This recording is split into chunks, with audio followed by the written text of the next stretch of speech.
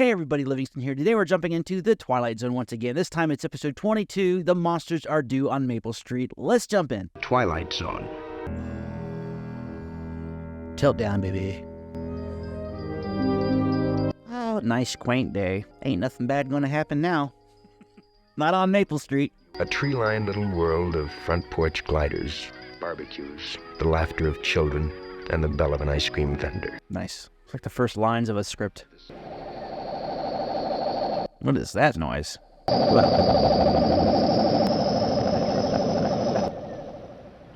What was that, a meteor? That's what it looked like. It's weird. Didn't hear any crash, though, did you? No, I didn't hear anything except a roar. Never heard a meteor sound like that. What was that? A meteor! It was a meteor, honey. Too close for my money. Yeah, meteors are not that common. I don't think everybody would be like, oh, it was just a meteor, honey. Well, In the last calm and reflective moment before the monsters came. before the monsters came, huh? What monsters are those? Oh, it was one of those kind of lamps. They didn't have a switch on the inside, huh? Operator. EMP. Operator. Steve, the power's off. I had the soup on the stove and the stove just stopped working. I can't get anybody on mine. Dear Lord.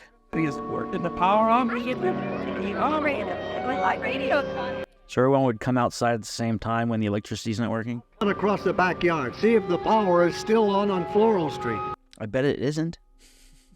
What's up with the hammer? Maybe some kind of an electrical storm or something. It could have been that meteor. Cloud, no lightning, no thunder, no nothing. How could it be a storm? That guy seems familiar to me. The guy in the Hawaiian shirt. We go downtown and check with the police. They'll probably think we're crazy or something. Jack Weston's his name. I'll take a run downtown. Maybe I can get it straightened out. I know him because he was in The Incredible Mr. Limpet. That was one of my favorite movies when I was a kid with Don Knotts. Really good. It's a mixture between live action and animation. I think he plays his best friend. Looks like everything that runs off of electricity isn't working for some reason. We out of gas? I just filled it up. Everything stopped. Maybe we better walk downtown. Mr. Brand, you better not. Why not? They don't want you to. Who's they? Them? How does he know? Who are them? Whoever was in that thing that came by overhead. Who are they? How do you know this? Important questions. It's pretty nuts. From outer space, yes. Sally, you better take him upstairs, put him to bed. Tommy, you stop that kind of talk. Come on, let's go. He's got nice hair, though. It wasn't a ship, it was a meteor or something. Never heard a meteor sound like that before. This thing being so close is no telling the sort of stuff it can do. That's a possible explanation. I seriously doubt that's the case, that it's just as simple as that. It's just the Twilight Zone. Mr. Brand, please don't leave here. You might not even be able to get to town. Why? It was that way in the story. Nobody could leave. What story? Except the people they'd sent down ahead of them. They looked just like humans, and it wasn't until the ship landed that... I'd like to know how this kid knows all this. The kid tells the comic book plot, and we stand here listening. But what about the people they sent ahead? That was the way they prepared things for the landing. 2 kids who looked just like humans. But they weren't. Okay, now everybody's weirded out by it. So who out of all these people are not human? Find out which ones of us are really human. Yeah? Wonder if Floral Street's got the same kind of deal we have. Does your car start, Les? No dice. I think you'd figure it out if you could. Nothing seems to be working. Can't even get the car started.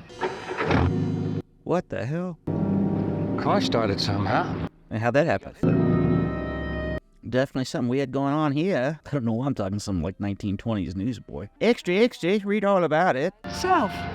He wasn't anywhere near it. It just started all by itself. Yeah, their deduction's ridiculous. He never did come out to look at that thing that flew overhead. He wasn't even interested. He always was an oddball. Maybe he's an alien. Real oddball. Feeling it's not true. What do you say we go ask him? The whole street's gonna go ask him. I just don't understand it. I tried to start it, wouldn't start. Saw me. All of you saw me. The hell? And now it's stopped. Don't understand. How do you figure it started, Les? Yeah, how do you explain that? Yeah, what's the idea, lad? Yeah, what's the big idea? It's a freak thing, I admit it, but what's it make me, a criminal or something? What's this all about, Steve? We think you're an alien. Maybe there's a family that isn't what we think they are. Based on a boy stating this. Fifth columnist from the vast beyond. Now, do you know anybody that might fit that description around here on Maple Street? You. What is this, a practical joke or something? Yeah, that car keeps starting for itself for some reason. That's supposed to incriminate me, huh? Well, I don't understand it any more than any of you do. We've lived here for 5 years, right in this house. We aren't any different from you, any different at all. Well, if that's the case, Les Goodman, then explain why you... What? Go ahead, explain what. Well, sometimes I stay up late at night. Well, a couple of times I've come out on my porch and I've seen Les Goodman here in the wee hours of the morning, standing in his yard just looking up at the sky. Okay, so? Just looking up at the sky as though he were waiting for something. I like to stargaze, man. You know, really, this is for laughs. You know what I'm guilty of? I'm guilty of insomnia. Now, what's the penalty for that? Oh, now you're scared of him. I said it was insomnia! You're sick people, do you know that? Sick people, all of you. Let me tell you. Oh, he's getting mad. You're starting something here that's what you should be frightened of. Okay. Well, at least candles still work. And some hot milk, I'm guessing. I hope it's cold. I like cold milk better than hot milk. Looks like they're all watching them, keeping an eye. Just doesn't seem right keeping watch on them. Well, they're our neighbors. They were half. That don't prove a thing. Nor does a boy telling you that the sky could possibly be an alien. I mean, what evidence is this kid basing it on? A comic book? It's pretty far-fetched. But only an alien would do that, to throw off the actual humans from the real aliens. Maybe it's the kid. Like going back into the Dark Ages or something. We don't want any trouble, but this time, anyone who sets foot on my porch, that's what he's gonna get. I don't sleep very well at night sometime. I go out, I take a walk, I look up at the sky. Why, this whole thing is some kind of madness. That's exactly what it is, Mrs. Goodman. Till we get this all straightened out, you ain't exactly above suspicion yourself.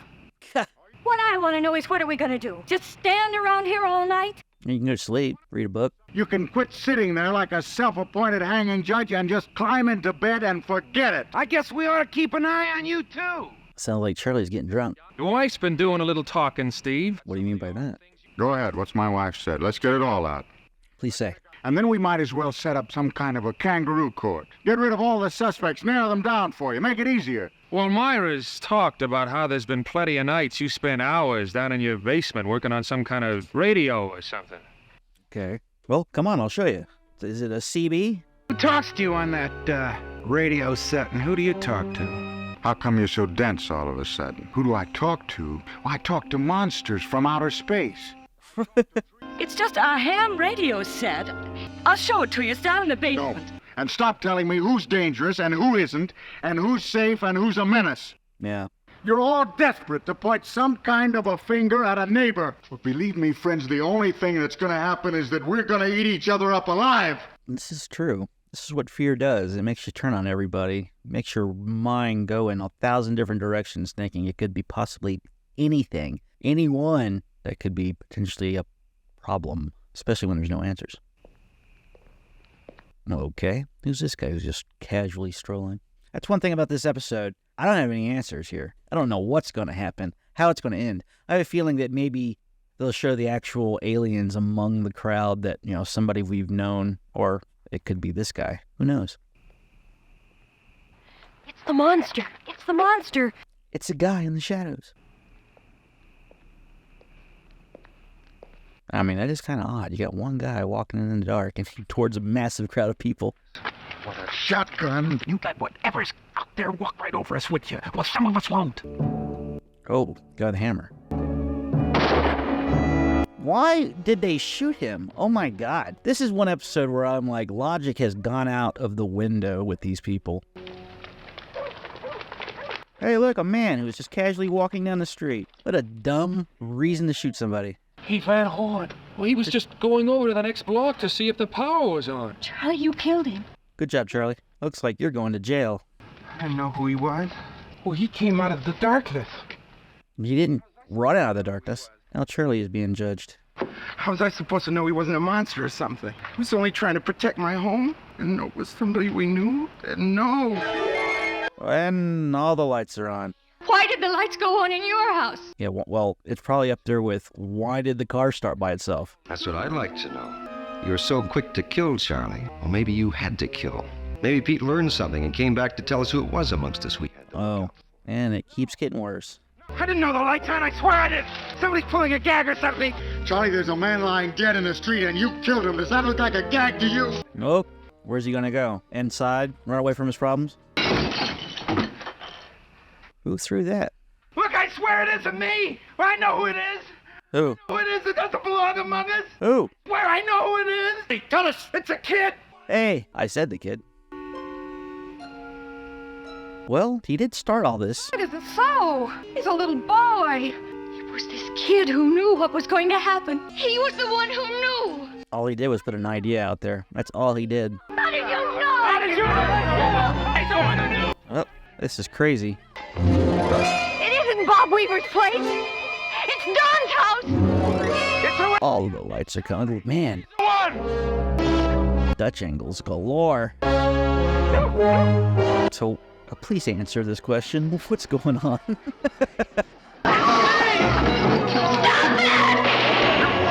Everyone's gone mad. Oh, another gun went off. Who else died?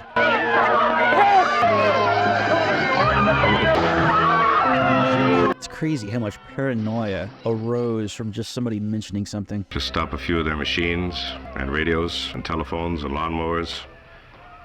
Throw them into darkness for a few hours and then sit back and watch the pattern. They pick the most dangerous enemy they can find, and it's themselves. Then I take it this place, this Maple Street, is not unique. By no means. Nope. And we'll go from one to the other and let them destroy themselves, one to the other.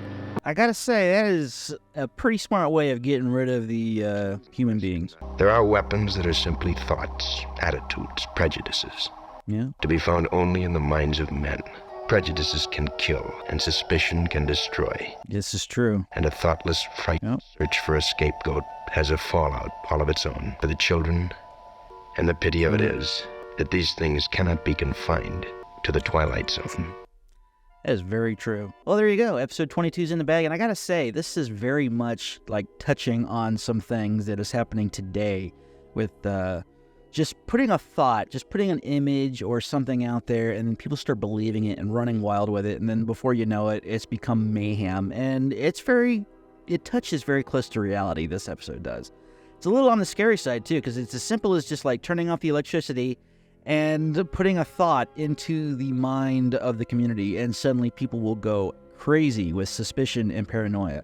And this episode really shines a light on that, and it is kind of like, maybe that could happen, because it has happened before, and it doesn't take much to have society go down into a dark path. And you know, some of the parallels with what's going on today and with this episode, it's crazy how simple it would be to just destroy society with a few little changes, and it doesn't have to be aliens to be able to do this. I mean, hell, I'm not going to get into today's politics and stuff like that, but it just seems like it's very easy to just brainwash a person, and, it sucks, and all it takes is a little logical thinking and maybe just slowing down and having a civil conversation, and that's all it would really take to actually push forward through the problems that people have. But a lot of people can't get through their own way, and before they know it, their imagination just takes them down this rabbit hole, and suddenly you're trapped in a situation that spirals out of control to the point where you can't control it and there's nothing you can do about it. But I love the episode. I thought it was great. I enjoyed the pacing, really kept you wondering what was going on up until the end. I really thought somebody would be among the group that were evil, and it turned out none of the people were actually that. It was just their own human nature that kind of took them out. It was just the aliens using us as lab rats to kind of do an experiment to show that it doesn't take much to ruin human civilization. But very good episode. Thought it was great. And hey, let's jump into some trivia and see how they made this episode possible. The location used for Maple Street was later used as the abandoned town in Stopover in a Quiet Town, 1964. A radio dramatization was produced in the mid-2000s with Frank John Hughes playing Steve Brand and was included in the Twilight Zone Radio Dramas Collection in Volume 2. A graphic novel version was published by the Savannah College of Art and Design along with Walker & Co. Samples from this episode were used extensively by the Canadian industrial music band Skinny Puppy for their song Monster Radio Man. This episode also inspired the title of the song Sunspots in the House of the Late Scapegoat by indie rock band Modest Mouse. An obvious protest about the crowd hysteria of the McCarthy inquiries. Amzie Strickland later played a cleaning woman in Night of the Meek, but Can She Type? The Star, 1985. This episode will feature MGM's Andy Hardy Street extensively. The production company will return to it often during the run of the series to represent quaint suburban neighborhoods. Charlie's house is the original Hardy residence. The uniforms worn by the aliens, their spaceship's ramp, and the shot of the flying spaceship were originally used in Forbidden Planet. I guess they use a lot of shots and stuff from Forbidden Planet, because that's like the third or fourth or fifth time that Forbidden Planet has popped up in some of this trivia. Anyways, episode 22 is in the bag. Let me know, comment below, what did you think of this episode? I'd like to know your thoughts, and while you're at it, don't forget to like, share, and subscribe to follow along on our journey to episode 156 of The Twilight Zone. Until next time, see you later.